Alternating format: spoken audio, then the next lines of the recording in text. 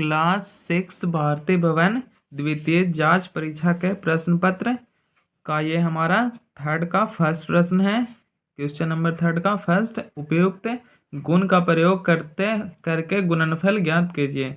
ये हमारा 739 और गुना 104 है। इसका हमें उपयुक्त गुण का प्रयोग कर इसे हमें गुना करना है। तो 739 है, इसे हम रहने देंगे इसी तरह। और 104 को हम यहाँ पे लिख सकते हैं 100 + 4, इस रूप में लिख लेंगे। 100 और 4 जोड़ेंगे तो 104 ही आएगा। अब ये हमारा हो जाएगा, इसको हम दोनों को आपस में बारी बारी से गुना कर लेंगे। तो ये हो जाएगा 739 गुना 100 और प्लस ये हो जाएगा 739 गुना 4। तो ये हमारा आ जाएगा 7 3 9 1 2 0 और ये हो जाएगा 2 9 5 6 गुना करने के बाद तो ये हो जाएगा हमारा, इसे जोड़ेंगे तो ये आ जाएगा 76 8 5 6। तो ये इसका आंसर हो गया। इसके बाद हमारा थर्ड का दूसरा प्रश्न है, एक दुकानदार सुबह 18 लीटर और शाम को 15 लीटर दूध खरीदता है। यदि यहाँ पे दूध का मूल्य 17 रुपये प्रति लीटर हो तो वह दुकानदार प्रतिदिन कितने रुपए का दूध खरीदेगा। यानी कि जो दुकानदार है जो सुबह को यहाँ पे 18 लीटर खरीदता है और शाम को 15 लीटर, तो और दूध का जो 17 रुपये प्रति लीटर दूध का कीमत है, तो वो एक दिन में कितना रुपए का दूध खरीदता है ये हमें ज्ञात करना है। तो यहाँ पे हम लिख लेंगे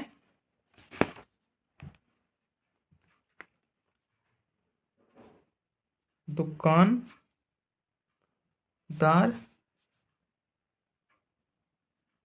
द्वारा एक दिन में खरीदा गया कुल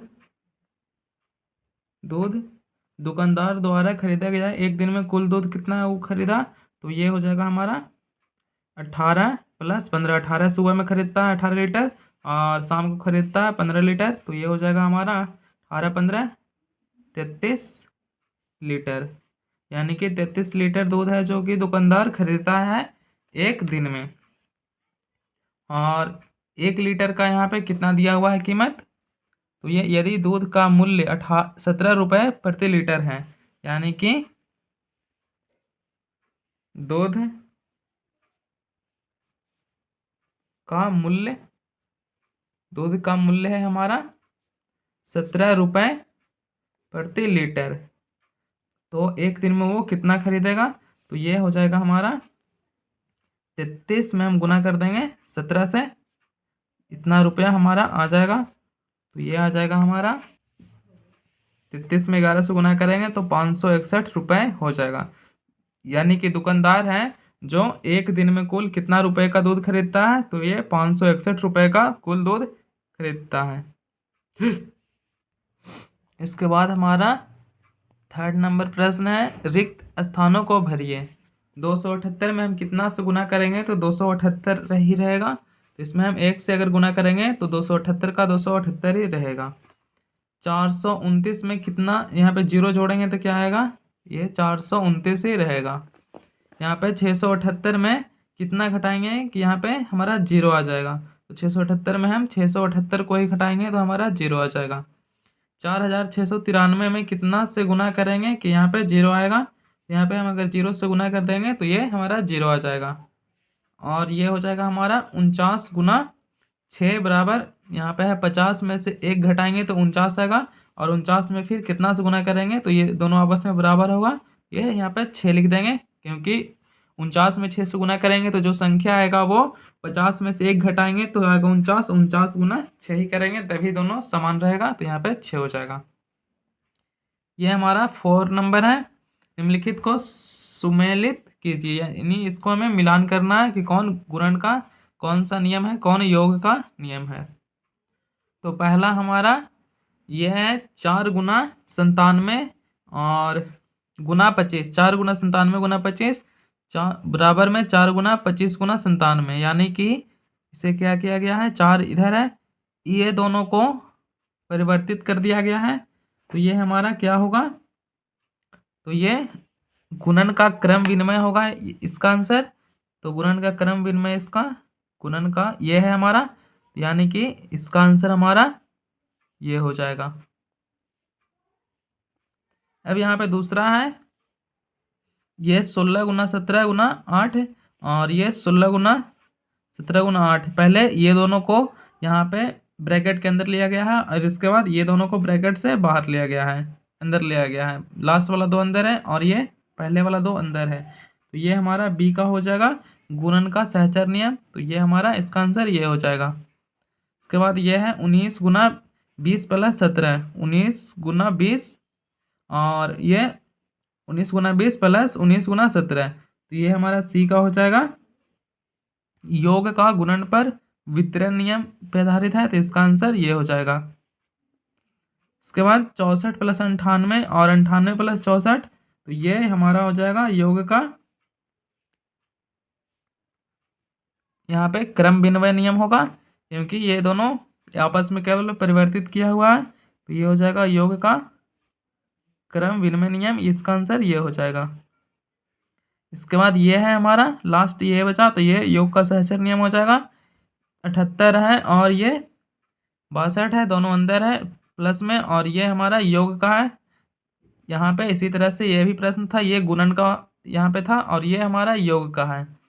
तो इस तरह से ये हो जाएगा। इसके बाद फिर 55 नंबर प्रश्न है, 15 और 18 के गुणनफल में कौन सी संख्या घटाई जाएगी शेष दी हुई संख्याओं के जोड़ के बराबर हो जाए।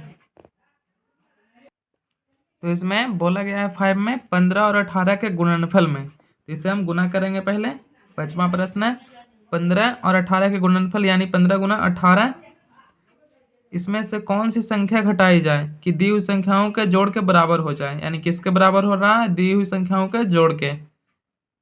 तो इसमें क्या घटाएंगे, यहाँ पे बराबर नहीं होगा, इसमें घटाएंगे कितना, तो दी हुई संख्याओं के जोड़ यानी 15 प्लस 18 के जोड़ के बराबर हो जाएगा।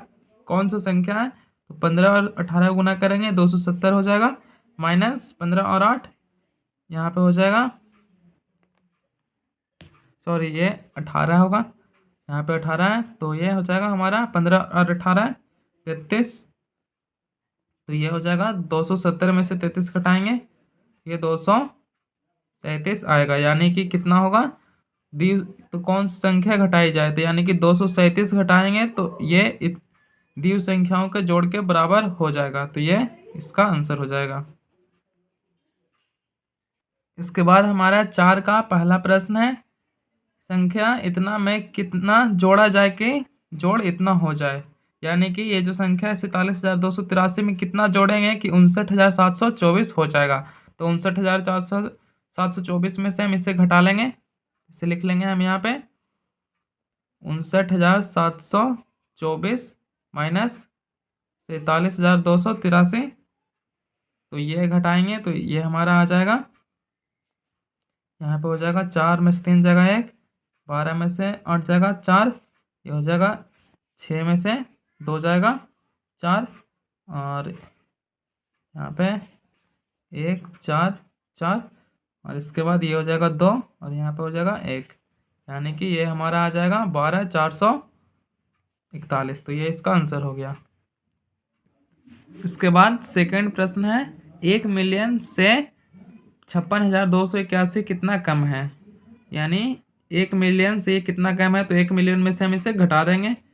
तो 1 मिलियन बराबर होता है 10 लाख, तो लिख लेंगे 10 लाख, ये इकाई दहाई सैकड़ा हज़ार 10,000 लाख 10 लाख 1 2 3 4 5 6, तो ये हमारा 1 मिलियन होगा।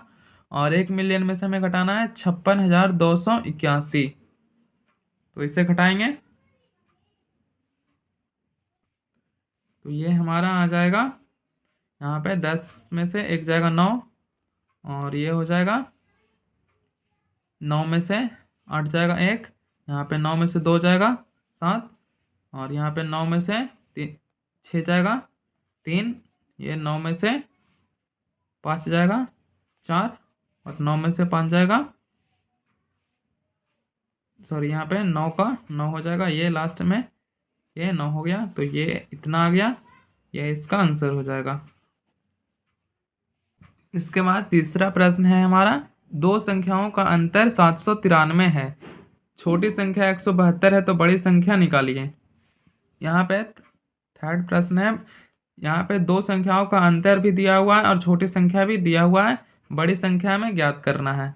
तो बड़ी संख्या हमारा कितना हो जाएगा, तो ये हमारा हो जाएगा छोटी जो दोनों का अंतर दिया हुआ है इसमें हम छोटी संख्या को जोड़ लेंगे, तो ये हो जाएगा 793 प्लस 172, तो ये हमारा आ जाएगा 3 2 5 9 7 7 14 2 16 के 6 7 1 8 1 9, यानी कि 965, ये हमारा आ जाएगा बड़ी संख्या।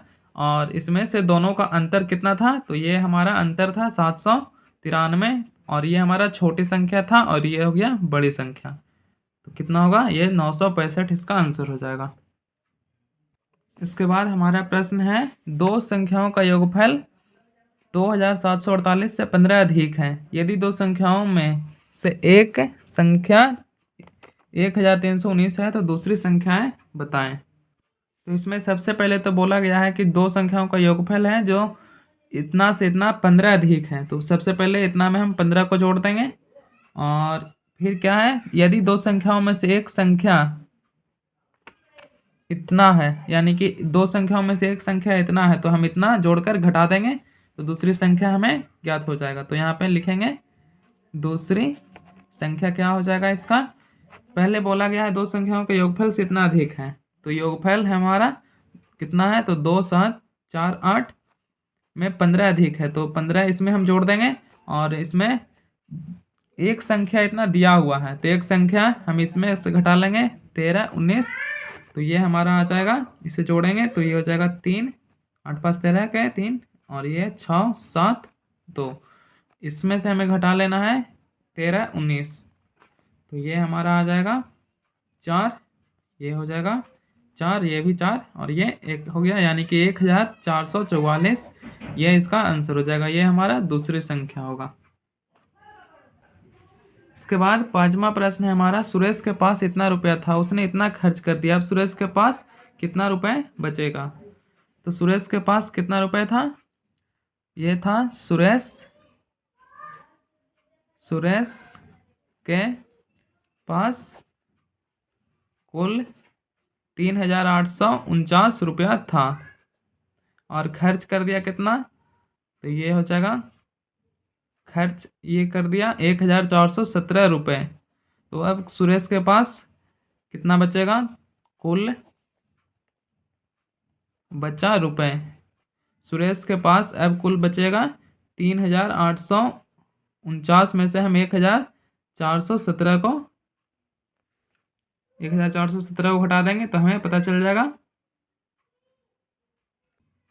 तो ये इतना घटाएंगे तो ये हमारा आ जाएगा 9 में से 7 जाएगा 2 और ये हो जाएगा 4 में से 1 का यहाँ पे 3 बचेगा, 8 4 यहाँ पे 4 और ये 2, यानी कि 2432 रुपया कुल इसके पास बचा, यही इसका आंसर हो जाएगा।